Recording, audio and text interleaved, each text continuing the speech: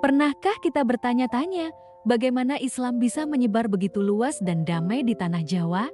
Sebuah pulau yang saat itu sudah memiliki peradaban Hindu-Buddha yang sangat kuat dan mengakar? Jawabannya ada pada 9 sosok legendaris yang kita kenal sebagai Wali Songo. Kisah mereka bukan tentang penaklukan dengan pedang, tapi tentang penaklukan hati dengan hikmah dan kebijaksanaan.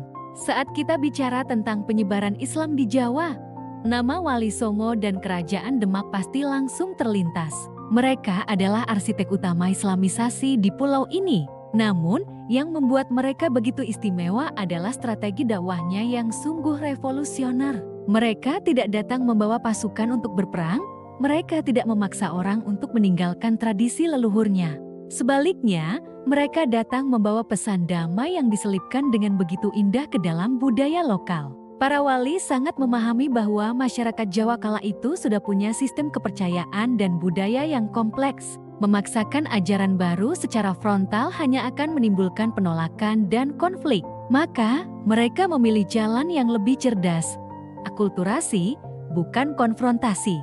Mereka tidak memberangus budaya yang ada, tapi justru menyuntikkan nilai-nilai tauhid dan ajaran Islam ke dalamnya, membuatnya terasa akrab dan mudah diterima. Ini adalah pendekatan yang brilian, mengubah apa yang sudah ada menjadi jembatan menuju keimanan. Salah satu maestro dalam strategi ini adalah Sunan Kalijaga. Beliau adalah seorang seniman dan budayawan Olong yang melihat potensi luar biasa pada kesenian yang paling digemari masyarakat saat itu, wayang kulit. Alih-alih melarangnya, Sunan Kalijaga justru menjadikannya media dakwah yang sangat efektif. Bayangkan, masyarakat berkumpul menonton pertunjukan wayang yang sudah mereka kenal. Tokoh-tokoh seperti Pandawa Lima tetap ada.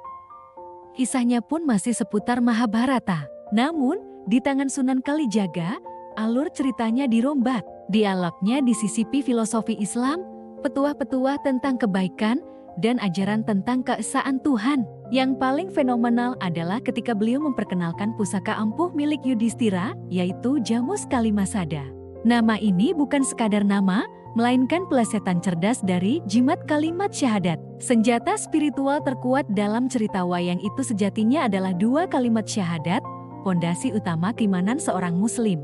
Melalui cerita yang menghibur, masyarakat tanpa sadar belajar tentang inti ajaran Islam. Tidak hanya wayang, seni musik pun tak luput dari sentuhan dakwah para wali. Sunan Bonang, misalnya, dikenal sering memainkan bonang, salah satu instrumen dalam gamelan, sambil melantunkan tembang-tembang berisi ajaran Islam.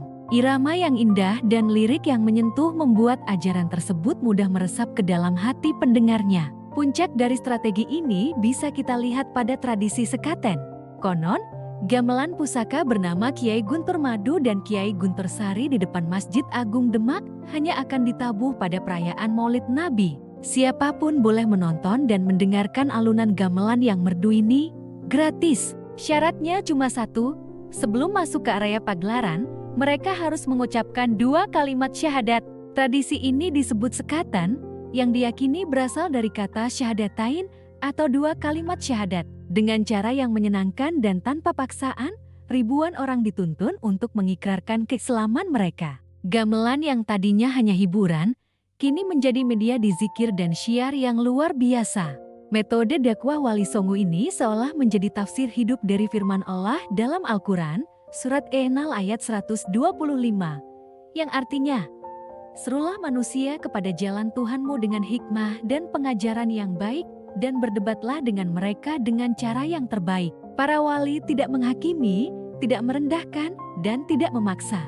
Mereka merangkul, mengapresiasi budaya lokal, dan menunjukkan keindahan Islam melalui jalan kebijaksanaan, seni, dan dialog yang santun.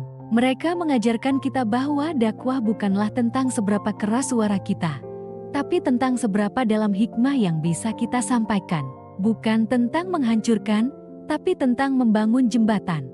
Warisan mereka adalah bukti nyata bahwa Islam adalah agama yang rahmatan lil alamin, rahmat bagi seluruh alam, yang mampu berdialog dengan budaya apapun dan diterima dengan hati terbuka. Kisah Wali Songo adalah pelajaran berharga bagi kita semua di zaman modern ini, bahwa untuk menyebarkan kebaikan, cara yang paling efektif bukanlah dengan kekerasan atau paksaan, melainkan dengan sentuhan hati, kearifan lokal, dan kreativitas tanpa batas. Mereka adalah bukti bahwa dakwah tanpa pedang justru memiliki kekuatan yang jauh lebih dahsyat. Semoga kita bisa meneladani semangat dan kebijaksanaan mereka dalam menyebarkan pesan damai dan kebaikan di sekitar kita. Terima kasih sudah menonton. Jangan lupa subscribe untuk konten inspiratif lainnya.